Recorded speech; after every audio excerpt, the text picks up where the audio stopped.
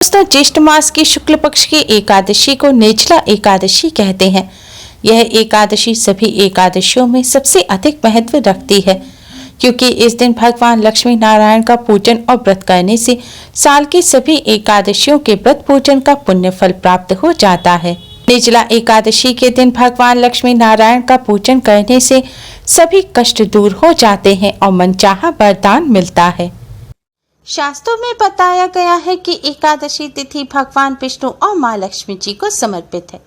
एकादशी तिथि पर भगवान विष्णु के साथ धन की देवी माँ लक्ष्मी का पूजन करने से भगवान विष्णु के साथ साथ धन की देवी माँ लक्ष्मी जी की भी असीम कृपा प्राप्त होती है और धन संबंधी सभी समस्याएं दूर हो जाती हैं।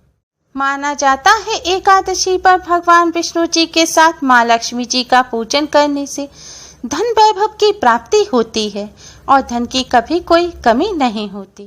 दोस्तों, हर कोई पैसा कमाने के लिए कड़ी मेहनत करता है। मन चाहे स्रोत भी मिल जाए, लेकिन पैसे को अपने पास बनाए रखना बहुत मुश्किल है। कई लोगों की यही समस्या होती है कि धन की आवक तो है, लेकिन पैसा है कि टिकता ही नहीं। इस समस्या को दूर करने के लिए करें ये आसान सा उपाय। दोस्तों, शास्त्रों में बताया गया है कि धन की देवी माँ लक्ष्मी जिन पर प्रसन्न होती हैं, जिनके घर में वास करती हैं, उन्हें कभी भी धन संपत्ति की कोई कमी नहीं होती। उनके घर में सदैव सुख समृद्धि बनी रहती है। दोस्तों, आज की इस वीडियो में हम आपको शास्त्रों में बताया गया भगवान विष्णु माँ लक्ष्मी जी को प्रसन्न करने का एक बहुत ही आसान और असरकारक उपाय बताने जा रहे हैं। इस उपाय को करने से भगवान विष्णु और धन की देवी माँ लक्ष्मी प्रसन्न होते हैं और अपने भक्तों के घरों में सदैव वास करती हैं। इस उपाय को करने से धन की देवी माँ लक्ष्मी जी की कृपा से धन संबंधी सभी समस्याएं दूर हो जाती हैं। धन प्राप्ति के नए मार्ग खुलते हैं। पैसा घर में टिकने लगता है और धन की हानि नहीं होती। तो आइए दोस्तों, जानते हैं क्या है यह उपाय। दोस्तों, उपाय को सही प्रकार से करने के लिए आप हमारी इस वीडियो को एंड तक जरूर देखें, और अगर आपने हमारे चैनल को अभी तक सब्सक्राइब नहीं किया है तो जल्दी से हमारे चैनल को सब्सक्राइब कर लें, जिससे हमारी सभी नई वीडियोस की नोटिफिकेशन आपको सबसे पहले फ्री में मिल पाए। दोस्तों, यह उपाय आप एकादशी के दिन किसी भी समय कर सकते हैं, क्योंकि एकादशी का पूरा दिन और रात बहुत ही शुभ माना जाता है। उपाय करने के लिए स्नान करके स्वच्छ वस्त्र धारण करें। हो सके तो आज के दिन पीले रंग के वस्त्र पहनें। आज के दिन पीले रंग के वस्त्र पहनना बहुत ही शुभ माना जाता है। अब आप एक पात्र में शुद्ध जल लें। जल में थोड़ा सा गंगा जल मिला लें। गंगा जल ना हो तो किसी तीर्थ का जल मिला लें, या फिर आपके घर अगर लड्डू गोपाल है तो उनका स्नान किया हुआ जो जल है, आप उस जल को इस जल में मिला लें। अब अपने मंदिर के सामने आसन बिछाकर बैठ जाएं। इस जल के पात्र को आप मंदिर में रख दें। अब भगवान जी के सामने एक शुद्ध घी का दिया जलाएं और एक सुगंधित धूपबत्ती जलाएं। ध्यान रखें, दिए को सीधे जमीन पर ना रखें। दिए के नीचे कोई प्लेट, कटोरी रख दें या फिर कोई कपड़ा बिछा दें। अब सबसे पहले भगवान श्री गणेश जी को प्रणाम करें, फिर भगवान विष्णु माँ लक्ष्मी जी को प्रणाम करें। इसके बाद दो अलग अलग पात्रों में आप फल और मिष्ठान रखें। भगवान जी को भोग लगाने के लिए फल मिष्ठान ना हो तो आप शक्कर या मिश्री भी रख सकते हैं, लेकिन ध्यान रखें आपको दो अलग अलग प्लेट ही लेनी है। एक प्लेट आप भगवान श्री गणेश जी के आगे रखें और भगवान श्री गणेश जी को भोग लगाएं, और दूसरी प्लेट जो भगवान विष्णु माता लक्ष्मी जी के लिए है, उस प्लेट में आप तुलसी दल अवश्य ही रखें। शास्त्रों के अनुसार तुलसी दल के बिना भगवान विष्णु जी भोग को स्वीकार नहीं करते, लेकिन ध्यान रखें एकादशी तिथि के दिन तुलसी दल या किसी भी पेड़ के पत्ते नहीं तोड़े जाते। तो इसलिए भगवान जी को भोग लगाने के लिए या तो पहले ही तुलसी दल तोड़ के रख लें, या पहले नहीं रख पाए हैं तो भगवान जी को आपने पहले जो तुलसी दल का भोग लगाया होगा उस तुलसी दल को ही आप धोकर वापस से आप उसका भोग लगा सकते हैं।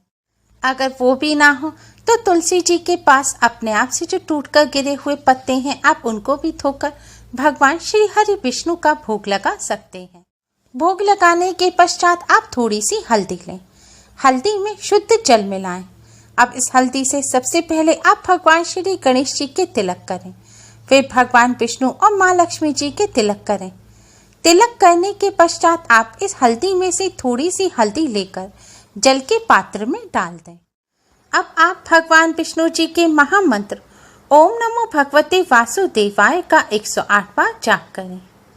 इसके बाद माँ लक्ष्मी जी के मंत्र ओम श्रीं श्रीये नमः मंत्र का 108 बार जाप करें। इसके पश्चात आप भगवान श्री गणेश, भगवान विष्णु, माँ लक्ष्मी जी को प्रणाम करें और उनकी आरती करें। आज के दिन विष्णु सहस्त्र नाम का पाठ करना भी बहुत ही शुभ माना जाता है। एकादशी के दिन एकादशी का व्रत आप रखें या ना रखें, सभी को एकादशी व्रत की कथा को अवश्य ही सुनना चाहिए। ऐसा करने से भगवान विष्णु जी की असीम कृपा प्राप्त होती है। इस तरह पूजन करने के पश्चात अब आप भगवान विष्णु, माँ लक्ष्मी जी को प्रणाम करें और उनसे अपने सभी कष्ट और दुखों को कहें, अपनी सभी परेशानियों को दूर करने की प्रार्थना करें और धन संबंधी समस्याओं को दूर करने की प्रार्थना करें। प्रार्थना करने के पश्चात आपने भगवान जी को जिस हल्दी से तिलक किया था, उस हल्दी से आप अपने भी मस्तक पर तिलक करें और मंदिर में जो जल का पात्र रखा है उसे उठाएं। अब इस जल से आप अपने घर के मुख्य द्वार पर छिड़काव करें। मुख्य द्वार पर छिड़काव करने के बाद आप भगवान श्री गणेश, भगवान विष्णु, माँ लक्ष्मी जी को प्रणाम करें और माँ लक्ष्मी जी को अपने घर आने के लिए आमंत्रित करें। इसके पश्चात आप अपने पूरे घर में इस जल का छिड़काव करें। यह जल बहुत ही पवित्र और शक्तिशाली है। इस जल का पूरे घर में छिड़काव करने से घर शुद्ध होता है और नकारात्मक ऊर्जा दूर हो जाती है। छिड़काव करने के पश्चात आप अपने ऊपर भी इस जल का छिड़काव करें और अपने परिवार सहित इस जल को प्रसाद के रूप में ग्रहण करें। लेकिन ध्यान रखें, कचरा रखने के स्थान पर या टॉयलेट पर या किसी भी गंदे स्थान पर आप इस जल का छिड़काव ना करें और जिन महिलाओं को पीरियड है उनके ऊपर भी इस जल का छिड़काव ना करें। दोस्तों, शास्त्रों में बताया गया ये बहुत ही असरकारक उपाय है। इस उपाय को करने से घर की शुद्धि होती है, घर में से नकारात्मक ऊर्जा दूर हो जाती है। नकारात्मक ऊर्जा दूर होने से घर में सुख शांति बनी रहती है और लड़ाई झगड़े नहीं होते। इसके साथ ही भगवान विष्णु जी के साथ साथ माँ लक्ष्मी का घर में वास होता है। जल का छिड़काव करने के पश्चात जो भी जल बचे आप उसे किसी पौधे की जड़ में डाल दें। अगर यह उपाय आप रात्रि के समय कर रहे हैं तो बचे हुए जल को रात में पौधे की जड़ में ना डालें। इस जल को रख दें और दूसरे दिन सुबह उठकर आप किसी पौधे की जड़ में डाल दें। ध्यान रखें, ऐसे ही पौधे की जड़ में डालें जो साफ स्थान पर लगा हो। जल का छिड़काव करने के पश्चात आपने भगवान जी को जो भोग लगाया है उसे प्रसाद के रूप में अवश्य ही ग्रहण करें। ऐसा करने से भगवान जी की कृपा प्राप्त होती है। दोस्तों, इस उपाय को करने के साथ साथ आप एकादशी के दिन कुछ बातों का विशेष ध्यान रखें। एकादशी के दिन भूलकर भी चावल का किसी भी प्रकार से प्रयोग ना करें। भगवान जी के पूजन में भी चावल का प्रयोग ना करें और ना ही चावल का सेवन करें। एकादशी के दिन चावल का इस्तेमाल करना वर्जित माना जाता है। चावल के साथ साथ जौ का सेवन और इस्तेमाल भी एकादशी के दिन नहीं किया जाता। इसके साथ ही एकादशी के दिन भगवान विष्णु जी के जो भक्त एकादशी का व्रत नहीं भी रख पाते, उन्हें इस दिन सात्विक भोजन ही ग्रहण करना चाहिए। भोजन में प्याज, लहसुन, मीट, अंडा आदि चीजों का सेवन भूलकर भी नहीं करना चाहिए। वैसे तो कभी भी किसी जीव की हत्या नहीं करनी चाहिए, लेकिन एकादशी के दिन इस बात का विशेष ध्यान रखना चाहिए। एकादशी के दिन भूलकर भी जीव हिंसा नहीं करनी चाहिए और ना ही किसी पेड़ पौधे के पत्ते या फूल तोड़ने चाहिए।